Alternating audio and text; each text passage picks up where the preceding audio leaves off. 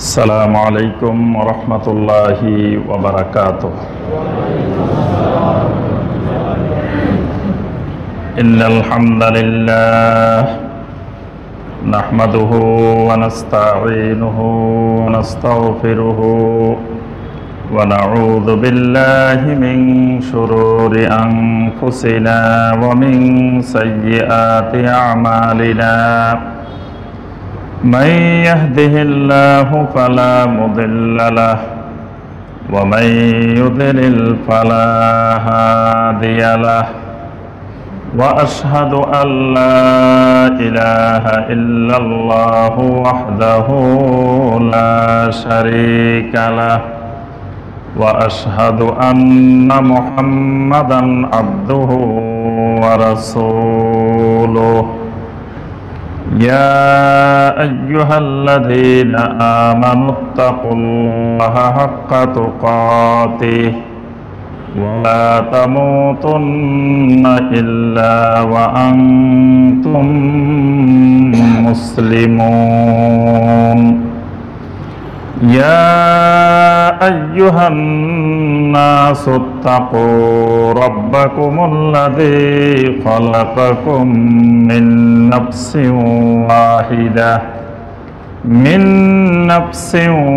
واحدة وخلق منها زوجها وبث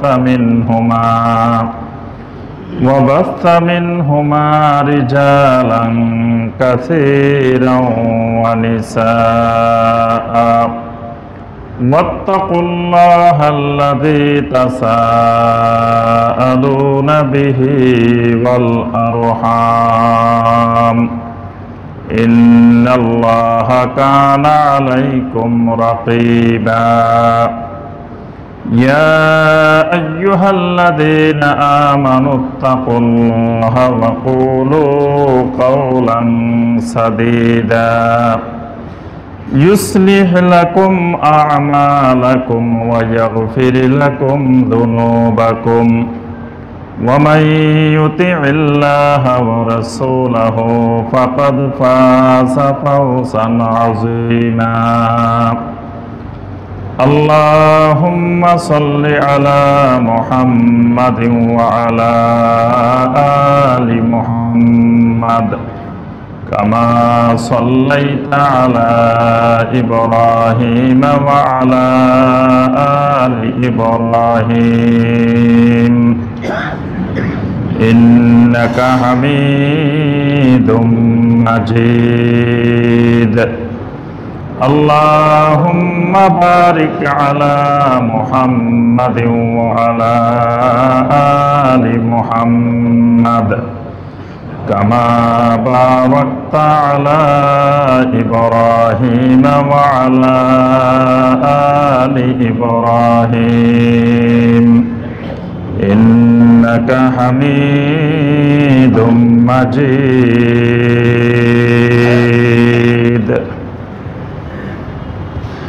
মুআজ্জাজ মুকাররম উলামায়ে কেরাম,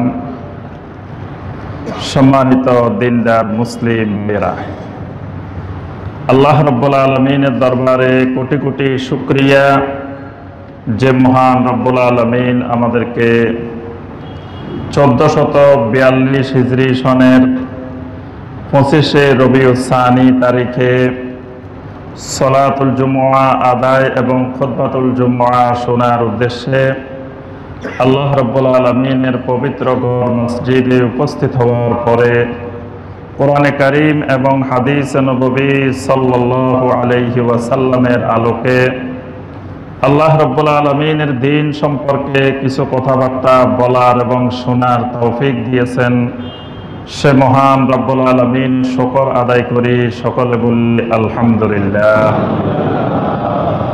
সম্মানিত মুসল্লিয়ানে কেরাম, আজকের খুতবায় আমরা যে বিষয়টি আলোচনা করব ইনশাআল্লাহ, বিষয়টি হলো বায়ানু আহমিয়াতুস সুন্নাহ আন-নববিয়্যাহ, অর্থাৎ নবী সাল্লাল্লাহু আলাইহি ওয়াসাল্লামের হাদিসকে মানা এবং জানার গুরুত্ব।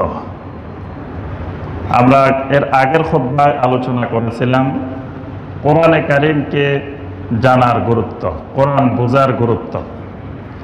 আজকের খুতবার বিষয় হলো হাদিস জানার গুরুত্ব, হাদিস বোঝার গুরুত্ব, হাদিস মানার গুরুত্ব। এই বিষয়টি আমরা আলোচনা করব এই ভিত্তিতে কোরআনে কারীম এবং নবী সাল্লাল্লাহু আলাইহি ওয়াসাল্লামের হাদিসে নবী সাল্লাল্লাহু আলাইহি ওয়াসাল্লামের হাদিসকে মানার জন্য যে গুরুত্ব আরোপ করা হয়েছে, এই আয়াত এবং হাদিসের আলোকে আমরা গুরুত্বগুলো তুলে ধরার চেষ্টা করব। পাশাপাশি যুগে যুগে সেই সাহাবায়ে কেরামের আমল থেকে বর্তমান পর্যন্ত একটা শ্রেণী নবী সাল্লাল্লাহু আলাইহি ওয়াসাল্লামের হাদিসকে অস্বীকার করে, নবী সাল্লাল্লাহু আলাইহি ওয়াসাল্লামের হাদিস মানতে রাজি হয় না। এবং এটা নতুন কোনো ফিতনা নয়, এটা অনেক প্রাচীন ফিতনা। তো তারা যারা হাদিসকে অস্বীকার করেন, তারা কিছু আয়াতে কারিমার অপব্যাখ্যা করেন, ভ্রান্ত ব্যাখ্যা করেন। তো এই আয়াতগুলো সম্পর্কে আমরা একটু আলোকপাত করব, যে আয়াতগুলো কেন্দ্রিক হাদিসকে মানতে অস্বীকার করেন। প্রথমেই আমরা আসি ভূমিকার মধ্যে যে কথাটি, সেটি হলো নবী সাল্লাল্লাহু আলাইহি ওয়াসাল্লামের হাদিস। এই হাদিসকে অস্বীকার করার পর্যায়ে জাতি যুগে যুগে দুই ধরনের ভূমিকা অবলম্বন করেছে। এক ধরনের ভূমিকা হলো কোনো হাদিসেই মানত না। যুগে যুগে এরকম অনেকগুলো ভ্রান্ত ফেরকা ছিল, তারা নবী সাল্লাল্লাহু আলাইহি ওয়াসাল্লামের হাদিস মানত না। এবং সর্বপ্রথম এই হাদিস অস্বীকার করা, এই ফিতনার সূচনা হয় শিয়া সম্প্রদায়ের মাধ্যমে, রাফেজি সম্প্রদায়ের মাধ্যমে। তারা অনেকগুলো হাদিসকে তারা অস্বীকার করেছে, বিশেষ করে বিশিষ্ট সাহাবীদের বর্ণিত হাদিসগুলো। আজও দেখবেন শিয়াদের কাছে হাদিসের গ্রন্থ আছে, কিন্তু সেই গ্রন্থগুলোতে, হাদিসের কিতাবগুলোতে আবু বকর রাদিয়াল্লাহু তাআলা আনহু থেকে বর্ণিত কোনো হাদিস নাই, ওমর রাদিয়াল্লাহু তাআলা আনহু থেকে বর্ণিত কোনো হাদিস নাই, ওসমান রাদিয়াল্লাহু তাআলা আনহু থেকে বর্ণিত কোনো হাদিস নেই, আম্মাজান আয়েশা রাদিয়াল্লাহু তাআলা আনহা থেকে বর্ণিত কোনো হাদিস নেই, আব্দুল্লাহ বিন আব্বাস রাদিয়াল্লাহু তাআলা আনহুমা থেকে বর্ণিত কোনো হাদিস নেই, আব্দুল্লাহ বিন মাসউদ রাদিয়াল্লাহু তাআলা আনহুমা থেকে বর্ণিত কোনো হাদিস নেই। অর্থাৎ যারা সবচেয়ে বেশি হাদিস বর্ণনা করে, আবু হুরায়রা রাদিয়াল্লাহু তাআলা আনহু থেকে বর্ণিত হাদিস নেই। যারা সবচেয়ে বেশি হাদিস বর্ণনাকারী সাহাবী, যারা হাদিসের সংরক্ষণ, হাদিসের প্রচার প্রসার সবচেয়ে বেশি করেছেন, এইরকম সাহাবায়ে কেরামদের বর্ণিত কোনো হাদিস তাদের গ্রন্থে নাই। তাদের গ্রন্থে যে হাদিসগুলো, এগুলো কয়েকজন সাহাবীর বর্ণিত হাদিস শুধু, তাও সেগুলোর মধ্যে তারা অনেক বিকৃত করেছে এবং অনেক জাল হাদিস, নবী সাল্লাল্লাহু আলাইহি ওয়াসাল্লামের নামে হাদিস বানিয়ে বানিয়ে তারা প্রচার প্রসার করেছে। বিশেষ করে খেলাফত কেন্দ্রিক, আহলে বায়েত কেন্দ্রিক অসংখ্য হাদিস তারা নতুন নতুন বানিয়ে, জাল হাদিস বানিয়ে তারা প্রচার করেছে। এরপরে খারেজি সম্প্রদায়, এই ফেরকাটিও অসংখ্য জাল হাদিস তৈরি করেছে, আবার অনেক সহিহ হাদিসকে তারা অস্বীকার করেছে। এরকম যুগে যুগে বিভিন্ন ভ্রান্ত ফেরকা, মুতাজিলা ফেরকা, তারা কোরআনকে এবং আকলকে অগ্রাধিকার দিতে গিয়ে নবী সাল্লাল্লাহু আলাইহি ওয়াসাল্লামের যে হাদিসগুলো আকলের সাথে বুঝে আসে নাই, বিবেকের সাথে মিলে নাই, ওই হাদিসগুলোকে তারা অস্বীকার করেছে।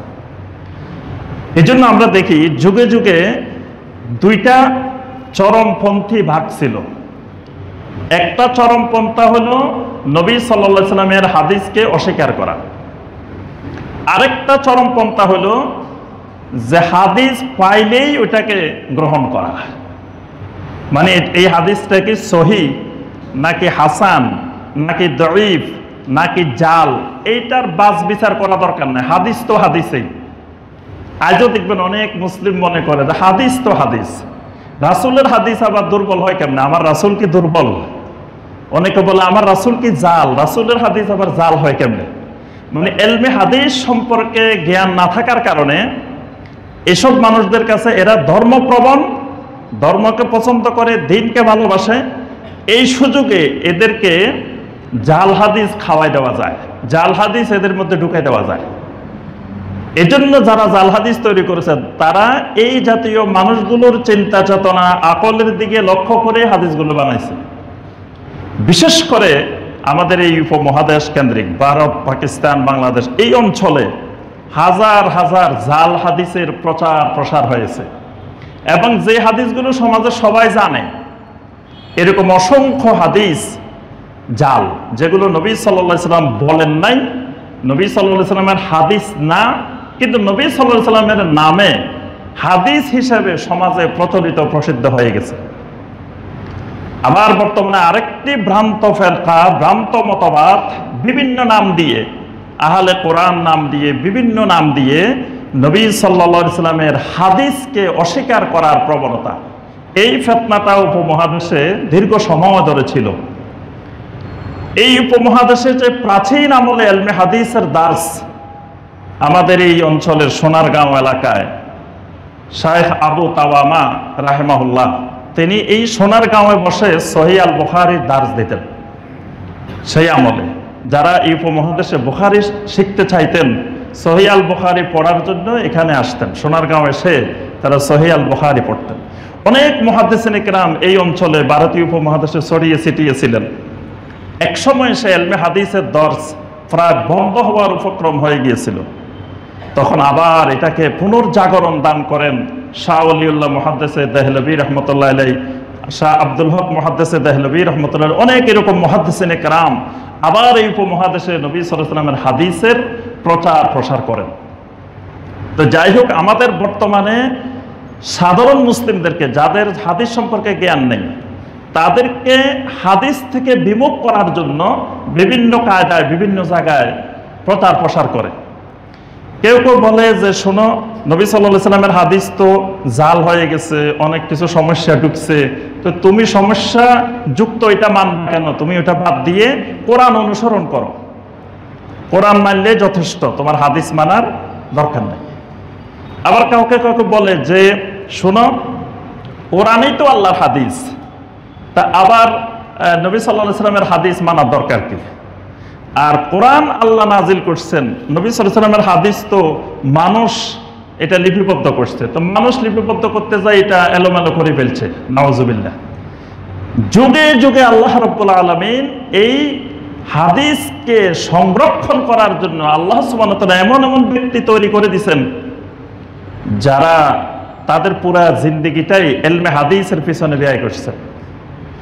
এমনকি শুনলে আপনারা আশ্চর্য হবেন যে প্রায় 50,000 রাবির, বর্ণনাকারীর জীবন বৃত্তান্ত মুহাদ্দিসিনে কেরাম সংরক্ষণ করেছেন। কোন যুগে? যে যুগে বিমান নাই, গাড়ি নাই, এরকম যোগাযোগ ব্যবস্থা ছিল না, কিন্তু বিভিন্ন জায়গায় গিয়ে গিয়ে যারা হাদিসের বর্ণনাকারী, হাদিসের রাবি, এইরকম প্রায় 50,000 মানুষের আগাগোড়া জীবন শুধু লিপিবদ্ধ করছেন। কারণ কি? যে এই মানুষটা যে হাদিস বর্ণনা করছেন, এই মানুষটা কোথায় লেখাপড়া করছেন, কার কাছে লেখাপড়া করছেন, তার ছাত্র কারা, তার এলেম কেমন, তার স্মরণ শক্তি কেমন, তার আমল কেমন, সে শিরক করে কিনা, বেদাত করে কিনা, তার পূর্ণাঙ্গ জীবনী, তার থেকে তো হাদিসটা আসছে। তাহলে 50,000 মানুষের জীবনী কালেকশন করা ওই যুগে কত কঠিন কাজ। এই কাজটাও যুগে যুগে মুহাদ্দিসিনে কেরাম করছেন শুধু ইলমে হাদিসের সংরক্ষণের জন্য। তাহলে বোঝা যায় যুগে যুগে ইলমে হাদিসের জন্য হাজার হাজার উলামায়ে কেরাম, মুহাদ্দিসিনে কেরাম কি পরিশ্রম করেছেন শুধু নবী সাল্লাল্লাহু আলাইহি ওয়াসাল্লামের হাদিসকে এই উম্মতের মাঝে কিয়ামত পর্যন্ত বিশুদ্ধভাবে সংরক্ষণ করে রাখার জন্য। এক্ষেত্রে আমরা শুরুতে দুইটা হাদিস শোনাবো। একটা হাদিস হলো যারা হাদিসের প্রচার প্রসার করে, হাদিসকে গ্রহণ করে, তাদেরকে নবী সাল্লাল্লাহু আলাইহি ওয়াসাল্লাম সুসংবাদ দিয়েছেন, তাদের জন্য দোয়া করছেন। আরেকটা হাদিস হলো কিয়ামতের আগে এরকম এই উম্মতের মাঝে একটা ফিতনা তৈরি হবে, যারা হাদিস অস্বীকার করবে। এটাও নবী সাল্লাল্লাহু আলাইহি ওয়াসাল্লাম ভবিষ্যৎবাণী করে গেছেন। প্রথম হাদিসটা জামে আত-তিরমিজি ইবনে মাজাহ এবং মুসনাদে আহমদের হাদিস। আল্লাহ রাসূল সাল্লাল্লাহু আলাইহি ওয়াসাল্লাম বলেন, নাদ্দারাল্লাহু ইমরাআন সামিআ মিন্না শাইআন ফাবাল্লাগাহু কামা সামিআহু ফারুব্বা মুবাল্লাগিন আও আমিন সামিহ। নবী সাল্লাল্লাহু আলাইহি ওয়াসাল্লাম বলেন, নাদ্দারাল্লাহু ইমরাআন, ওই মানুষটার চেহারাকে আল্লাহ রাব্বুল আলামিন আলোকিত করে দিক, সুশোভিত করে দিক, হলুদ করে দিক, উৎফুল্ল করে দিক। সুবহানাল্লাহ। নাদ্দার আল্লাহ, নবী সাল্লাল্লাহু আলাইহি ওয়াসাল্লামের দোয়াটা হলো নাদ্দার আল্লাহ, আল্লাহ তার চেহারাটাকে সবুজ করে দিক, সতেজ করে দিক, দুনিয়াতেও আখিরাতেও। সুবহানাল্লাহ। এজন্য এটা নবী সাল্লাল্লাহু আলাইহি ওয়াসাল্লামের দোয়া। যিনি হাদিস যত বেশি শিখবেন, হাদিস যত বেশি মুখস্থ করবেন, হাদিস যত বেশি প্রচার প্রসার করবেন, হাদিস যত বেশি আমল করবেন, তার চেহারা তত আলোকিত হতে থাকবে। সুবহানাল্লাহ। এটা নবী সাল্লাল্লাহু আলাইহি ওয়াসাল্লামের দোয়া। দুনিয়াতেও আলোকিত হবে, আখিরাতেও আলোকিত হবে। নাদ্দার আল্লাহু ইমরাআন, ওই ব্যক্তির, ওই মানুষটার চেহারাকে আল্লাহ রাব্বুল আলামিন সুশোভিত করে দিক। সামিআ মিন্না শাইআন, যে মানুষটা আমার থেকে কোনো হাদিস শুনল, আমার কোনো হাদিস সে শুনছে, তার কাছে পৌঁছেছে, পৌঁছার পরে সে কি করছে, ফাবাল্লাগাহু কামা সামিআহু, যেইভাবে শুনেছে হুবহু সেইভাবে সে আরেকজনের কাছে প্রচার করছে। এটা কোনো রদবদল করে নাই, কোনো পরিবর্তন করে নাই। নবী সাল্লাল্লাহু আলাইহি ওয়াসাল্লাম বলছেন 10 গুণ, সে বাড়ায় 100 গুণ বলে নাই। নবী সাল্লাল্লাহু আলাইহি ওয়াসাল্লাম যেইভাবে যতটুকু বলছেন ঠিক সেইভাবে ততটুকু আরেকজনের কাছে সে পৌঁছায় দিয়েছে। নবী সাল্লাল্লাহু আলাইহি ওয়াসাল্লাম বলেন, ফারুব্বা মুবাল্লাগিন আও আমিন সামে, অনেক সময় যার কাছে হাদিসটা পৌঁছানো হয়েছে ওই মানুষটা দেখা যায় যিনি পৌঁছাইছেন তার থেকে বেশি সংরক্ষণকারী। সুবহানাল্লাহ। একটা হাদিস হয়তো আমি এখানে আলোচনা করলাম খুতবার মধ্যে, দেখা গেল এই হাদিসটা হয়তো আমি ওইভাবে আমল করি না, আপনারা শুনে এমন মানুষ পাওয়া যাবে যিনি ওই হাদিসটাকে আমার থেকে বেশি যত্ন সহকারে আমল করবেন। এই জন্য নবী সাল্লাল্লাহু আলাইহি ওয়াসাল্লাম বলেন, অনেক শ্রোতা আছে, মুবাল্লাগ আছে, যাদের কাছে পৌঁছানো হয়, এরা যিনি প্রচার করেন তার থেকেও আমার হাদিসটাকে বেশি সংরক্ষণ করে, বেশি আমল করে। তাহলে যিনি পৌঁছাই দিলেন, প্রচার করলেন এই হাদিসটাকে, আল্লাহ রাসূল সাল্লাল্লাহু আলাইহি ওয়াসাল্লাম তার জন্য দোয়া করছেন। এই দোয়াটা এই জন্য যাতে নবী সাল্লাল্লাহু আলাইহি ওয়াসাল্লামের ইলমে হাদিসের কিয়ামত পর্যন্ত প্রচার প্রসার উম্মতের মাঝে চলতে থাকে। কারণ উম্মতের যাবতীয় কর্মকাণ্ড ইলমে হাদিস দ্বারা যখন পরিচালিত হবে তখন সেখানে ফিতনার সুযোগ থাকবে না। কোরআনে কারীমের আয়াত হলো সংক্ষিপ্ত, মুজমাল। কোরআনে কারীমের আয়াতকে বিকৃত ব্যাখ্যা করা যায়। কোরআনে কারীমের আয়াতকে মানুষ বিকৃত ব্যাখ্যা করার সুযোগ আছে, কারণ কোরআনে কথাটা বিস্তারিত বলা হয় নাই, সংক্ষেপে বলা হয়েছে। এখন এটাকে যে কেউ যেই দিকে বিকৃতভাবে ব্যাখ্যা করতে পারে, কিন্তু হাদিসকে বিকৃত ব্যাখ্যা করার সুযোগ নেই, কারণ হাদিসটা তো কোরআনেরই ব্যাখ্যা, কোরআনেরই তাফসীর। তো ওইটাকে আর বিকৃত ব্যাখ্যা করবে কিভাবে? এটা নিজেই তো ব্যাখ্যা। এই জন্য যুগে যুগে যারা ফিতনা সৃষ্টিকারী, যারা যুগে যুগে মানুষকে দলালার দিকে, গুমরাহির দিকে নিয়ে গেছে, তাদের প্রথম অস্ত্র উম্মতকে হাদিস মুক্ত করা, হাদিস থেকে দূরে রাখা। কারণ কোরআনের আয়াত দিয়ে উম্মতকে বিভ্রান্ত করার, বিকৃত ব্যাখ্যা দেওয়ার সুযোগ আছে, কিন্তু হাদিস যখন সে শক্ত করে ধরবে তখন তাকে বিকৃত বিভ্রান্ত ব্যাখ্যা দেওয়ার সুযোগ নাই। এই জন্য নবী সাল্লাল্লাহু আলাইহি ওয়াসাল্লাম দোয়া করছেন।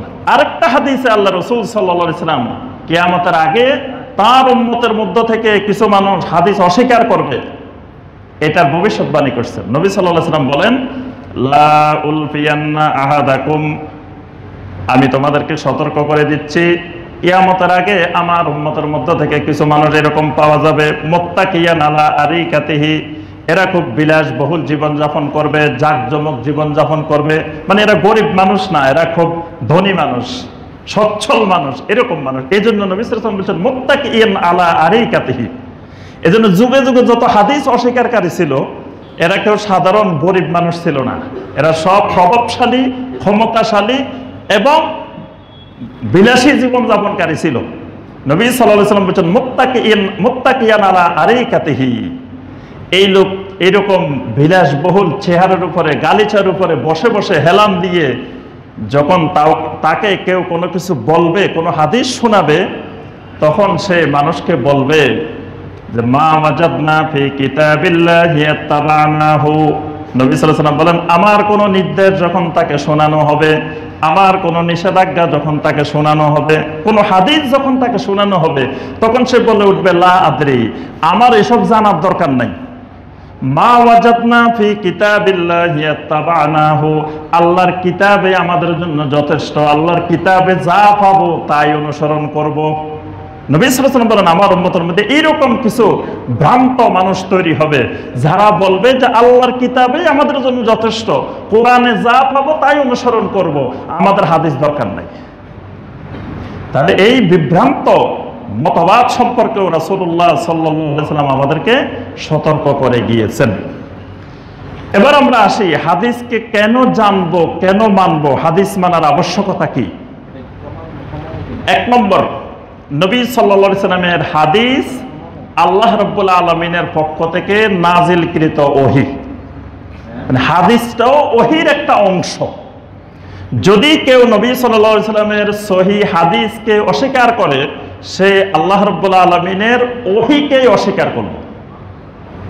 ওহীটাকে আল্লাহ রাব্বুল আলামিন দুই পদ্ধতিতে নাজিল করছেন, ওহিয়ে মাতলুব, ওহিয়ে গায়রে মাতলুব। কোরআনে কারীমটা হলো সরাসরি ওহী, ওহিয়ে মাতলুব। আর নবী সাল্লাল্লাহু আলাইহি সাল্লামের হাদিসটা হলো ওহিয়ে গায়রে মাতলুব, এটাও ওহী। এবং আল্লাহ রাব্বুল আলামিন নবী সাল্লাল্লাহু আলাইহি সাল্লামের হাদিস যে ওহী, সরাসরি আল্লাহ পাক সার্টিফিকেট দিয়েছেন। সূরা আন-নাজমের 3 এবং 4 নম্বর আয়াত আল্লাহ রাব্বুল আলামিন বলেন, ওয়ামা ইয়ানতিকু আনিল হাওয়া ইন হুয়া ইল্লা ওয়াহয়ুন ইউহা।